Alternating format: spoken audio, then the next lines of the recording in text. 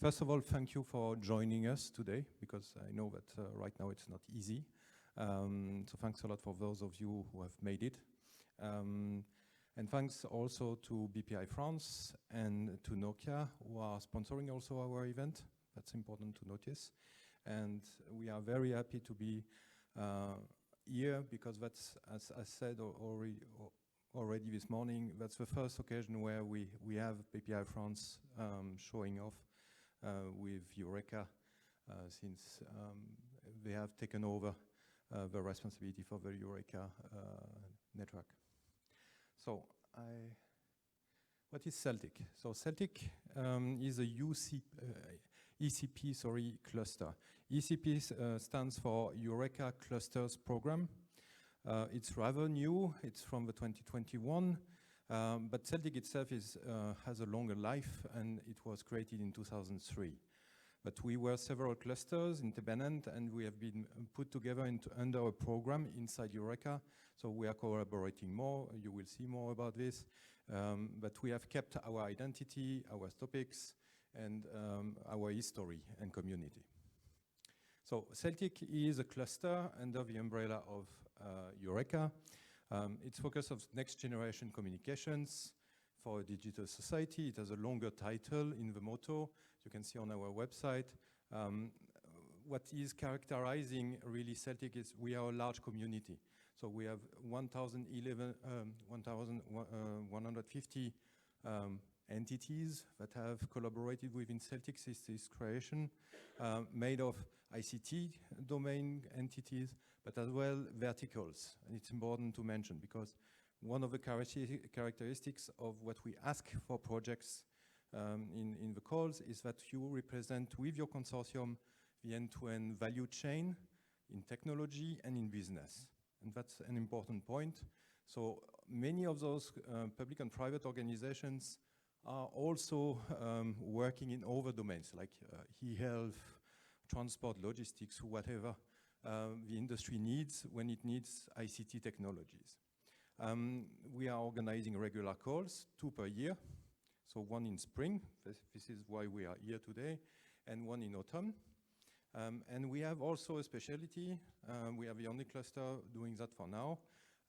We are doing flagship projects, which are a higher mass of investment between the public and the private shareholders, reaching something like 75 million euro joint investment. And we are not launching that on a regular basis, we are launching that on demand. So from the industry and from the public authorities' point of view. We have financed until now, there's another slide about that, quite a lot of projects, 178 if I remember well, and we have reached something like 1.2 and over 1.2 billion euro joint investment between public and private. And we are open to any organization who needs to work with or for ICT technologies. So here are on the right side, you can see 176, we are 78 now, projects, a lot of investment. A characteristic of our calls and our success is that we have a large share of SMEs, which is important. That's a perfect platform to have SMEs working with big industry guys, like Nokia, for example, or others that are in our core group. I will explain that also, what is a core group. And the DNA is that we are bottom-up. So unlike other programs that you can find in Europe, for example, which are defining, okay, in this pyramid of technologies, I want 1 project in that topic, 2 projects in this one, this kind of project and so on. We are not dictating anything. So we have our roadmap, end-to-end roadmap. You can download it. There are links and tags you can use. And we are welcoming any project that is touching one or more of the topics of the roadmap. And the selection is not made about, I want this time a project there. It's made about the quality of your proposal, the impact that your proposal is proposing. Okay? So we have a high success rate between proposal and labeling and funding, at average of 60%, and we have flexibility. Another important thing here, when you apply, you might not get labeled immediately, but labeled with modifications, where we ask you, okay, if your proposal wants to be labeled, you have to implement some modifications, recommendations that we make to you, so you have a second chance to get the full label. And with a label, later on, you go to the national funding schemes. I will explain that in more details, to get your funding in each country where your consortium is represented. The label is helping you in achieving that. The flexibility is then after also the labeling, once the project is started. If you encounter problems, one of the members is bankrupting, you need another partner because you discovered that you need an additional technology or some more IPs, or you had a new idea that you want to integrate in the project, you can use our process called project change request. And we are considering your requests for change. And if we agree with that, so with our technical experts and with the public authorities funding your project, then you can run the project with a new set that you have defined in your project change request. So that's the flexibility that we offer. Vision and roadmap, we are here to help Eurocan countries and Eurocan partners. So Eurocan is a kind of neologism. Because Celtic belongs to Eureka, and Eureka is covering more than Europe. So it's in terms of countries, we have 46 members, if I remember well, and you have their European countries, most of them, but you have also Canada, South Korea, Singapore, South Africa, and so on. So you can expand outside of the boundaries of Europe. And there's no specific, let's say, budget for this cooperation. It really depends on your project. It's crucial to consolidate the position of our manufacturers and service providers in Europe, and in Eureka countries. So we are supporting that. And that's an ambition in Celtic through the RD&I projects that we are helping to get funded. We are organized with a core group. So Nokia is one member of the core group. Consider that as a board. So we have around 20 large companies and research institutes that are there. We have a management team composed of a chairperson, so David Kennedy, and I have to say sorry on his behalf because he's unfortunately sick, so he cannot be with us today. So I will replace him, for example, for the panel. And we have a vice chair, Risa Dukazuril from Netash in Turkey, and myself as director. And then we have an office team with Christiane, who is program manager, managing several projects in the office, or Audrey, who is supporting us also, that you have met at the entrance. So this is the organization. We are not an isolated organization. So as a cluster, we are working in the ECP with the other clusters, but we have also achieved some agreements quite recently, for example, with the European Space Agency, where we align our, let's say, strategies and where we complement each other in considering the implementation of RD&I projects. So for example, in ESA, you have very well-known feasibility studies about the integration of satellites and so on with terrestrial networks in non-terrestrial networks and so. We have an agenda for that, but the feasibility studies are delivering, yes, that's possible to do this, but this needs to be implemented. So we have also some financial programs to implement that we will now align and complement each other for developing faster those non-terrestrial networks features or services on networks. So this was signed, we worked together on the implementation, and this will create a flagship program around non-terrestrial networks. We have also signed an MOU, we didn't express it in the press, but we have signed an MOU with the CGIA SNS, the industry organization which is answering to the Commission, European Commission program, notably with the DG Connect. So we have signed an MOU where we will align our strategic roadmap of innovation, and we will look at how we managed to avoid competition during call phases so that we don't have people wondering if they apply in one or the other, but better in both of them or in a timely manner. So what we do, as said, we do calls for projects. So with the public authorities from Eureka, with their support for funding, we organize the bottom-up calls twice a year, as said. We organize flagship projects and open calls. So in fact, the flagship project is starting with a kind of predefined framework between large industry players and public authorities very interested in the domain, and then smaller players are invited to join. So that's how we had in the past SACER, Sendate, and now running AINet. And in the future, we will create several programs with different central topics for the flagships. And then we have the Eureka ECP joint calls, where we are working with the other clusters and trying to address more transversal topics. We are redefining, there's no open joint call for now, because we are redefining how we address that. So, why applying to CELTIC calls?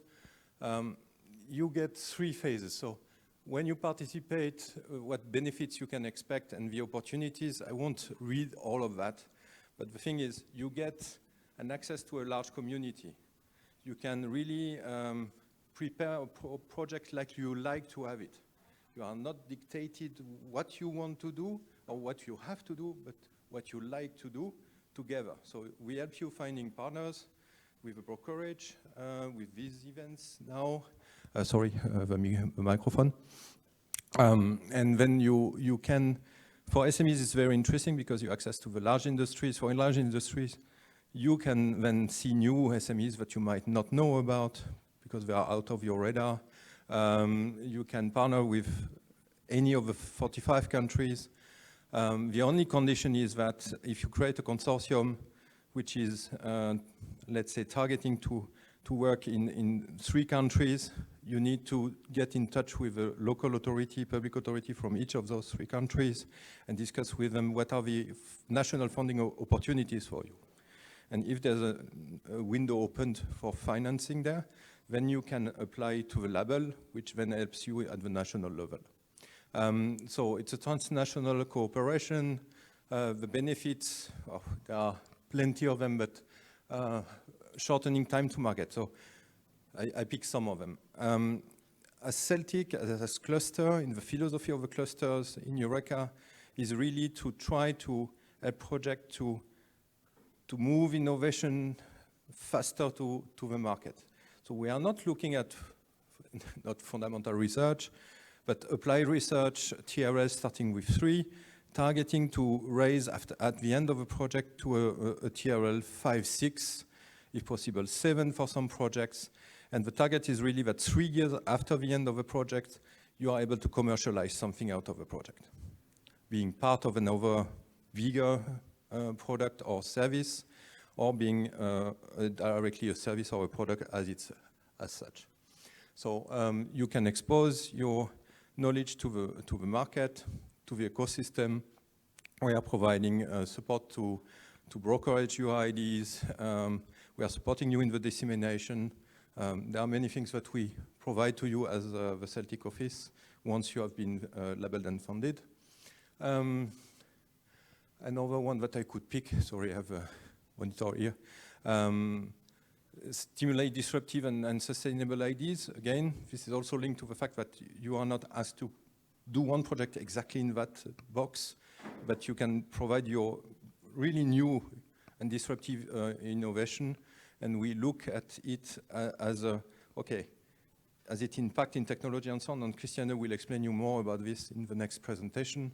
What are the criteria that we are looking at? We have 4 to 5 very interesting criteria for selecting the proposals.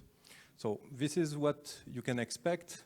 We have more documentation about this, and I don't have the time to go into details, but really it's a kind of family. We are flexible with the projects. We are not dictating you what you do, and if you have problems or you have new ideas, we can reorient the project at the during its life. So for example, we have a midterm review at mid-duration of a project. We assess what you have reached, and if it's okay, you propose new ideas, we look at them with you, or if you had troubles, we discuss about solutions, and we are providing you with recommendations how to implement that. The countries that are supporting, so this is globally the Eureka view. For this call, we have 21 or 24 countries supporting that have said, okay, send us projects, we will analyze this, and then if they are good, we will finance them. And we have UK here, so Ben was committed to a budget for the year.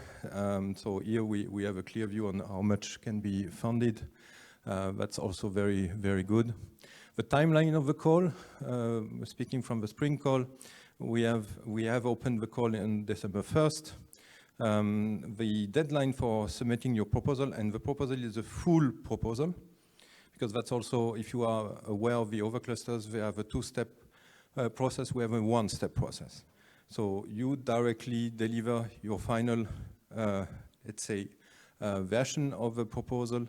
We analyze it, and if there are some corrections to be done, we label with modification, and you have 1 to 2 months to implement those ones. Then evaluation will be in June, the labeling in June, and the disclosure of who is labeled and so on in June as well. But a priority is always, when you prepare a proposal for Celtic, is to contact your public authorities first with your ID, discuss with them what they think about it, if there's a national call that corresponds to it, in order to get the funding rapidly after you get labeled, and then put that information into the proposal. We have a process. I won't go into all of those things. It's available on our website. On the website, if you click on each of the boxes, you have a short explanation of what the step means and what you have to do, and links with different pages explaining you more details. What we expect in this call. So I said we are bottom up. That means that the entire roadmap is considered, but at different periods, there are different priorities in different countries, and we have got indications from different countries about their priorities at national level. So by looking at those topics that are on the right side, you have even more chances, because they have calls that they foresee through their strategy, national calls that will open on those topics. So non-terrestrial networks and terrestrial networks convergence, digitalization of the economy thanks to ICT technologies, clean growth, remote health and care, ICT for Industry 4.0 and logistics, critical communications for emergency and rescue services, Open RAN, for example, I think you will speak about this, private networks, AI for ICT and networks, including radio massive MIMO, Open RAN RICs, and so on, consumer IoT, industry IoT, ICT technologies for metaverses, so right in the right topic, and 5G advanced and 6G topics as a more general topic. So that's what we are expecting in the call. But any other topic of the roadmap that you can see in our roadmap document is welcomed. It's only because we know in advance from those public authorities that they are opening budgets for those topics. It's to help you as well to tap in the budgets that are available. And this day we have a conference, what we are doing right now. This afternoon we will have a pitch session led by Christiana, and then we have a brokerage and networking forum. We will stop the streaming at that point and then modify the room, put tables, and each proposer that has made a pitch and is present will get a table and will be able to discuss directly in situ his proposal with the other people interested in, and can already discuss on the paper what we can do. And Christian and myself, we will be those two sofas welcoming you if you have questions about the process, what you need to do, what you need to consider, and so on, so that we are giving you directly some support on site today. So that was, for me, contact details. All the slides will be available on the network, on the website. So thanks a lot for this. Please. Thank you. Any questions so far?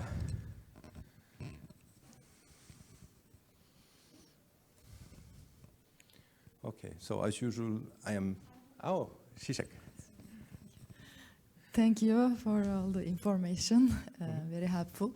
I have one question about the countries. Now you have Canada, and does it mean that they can be a partner, like Yes. in the project now? Yes.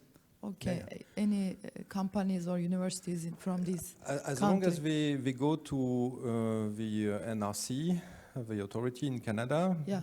Managing Eureka, we can discuss with them and understand how we can join. Because to expand a little bit and based on the question from Zizek, we know because Zizek is leading some projects also in Celtic already. Some countries require you, for example, to make a short proposal, let's say a resume, and provide them with that a month before you apply on our platform, so that they can have a look and help you and also prepare themselves to find, for example, the experts they need to make the evaluation on their side. Some countries are just taking the label from Celtic as a grant of quality directly, and they don't evaluate themselves. In fact, more or less, they're just looking at the formal characters of the proposal, because, for example, they need to have a local small consortium with minimum 3 partners in the country. Universities must be subcontracted by companies like Spain, for example. That's the case of Spain. So this is why you need to check directly with the countries. But Canada is supporting. So, but I don't remember the details of the Canadian authority. But the person in Canada from your consortium can directly ask them. So Kasturi, you find the details on our website. Mm-hmm. And that's the only point. So there's just a big country in black where we are not accepting anyone. Okay, I see. Okay, thank you. Thank you.